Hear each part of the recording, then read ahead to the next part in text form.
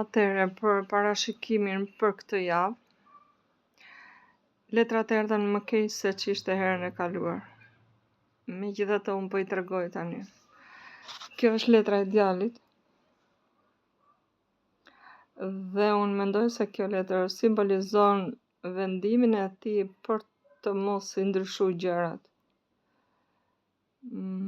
Çdo gjë në lidhje me këtë djalë apo me partnerin tuaj ka qenë gjithmonë si një rreth.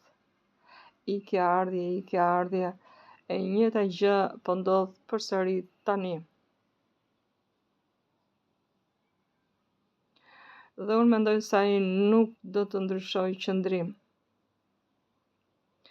Por është interesante letra tjetër e vajzës. Kjo letër tregon se vajza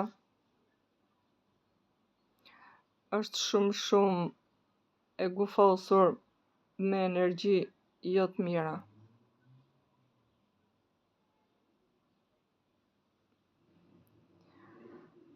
Që do të thotë mërzitje, varësi, nerva, melankoli, dëshpërim, pastaj thot do t'i bëj pllok, pastaj thot prit se çfarë do të ndodh.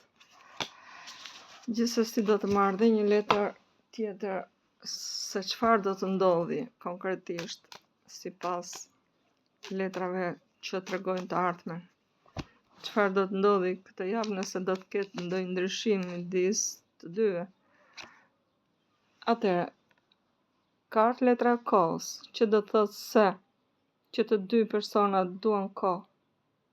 Ka nevojë për kohë, ka nevojë të sqarojnë nervat e veta dhe situatat, çfarë ka ndodhur, ç'a i the, ç'a tha, apo ç'a bëre ti, apo ç'a bëri ai. Të gjendet fajtori, e thënë shqip.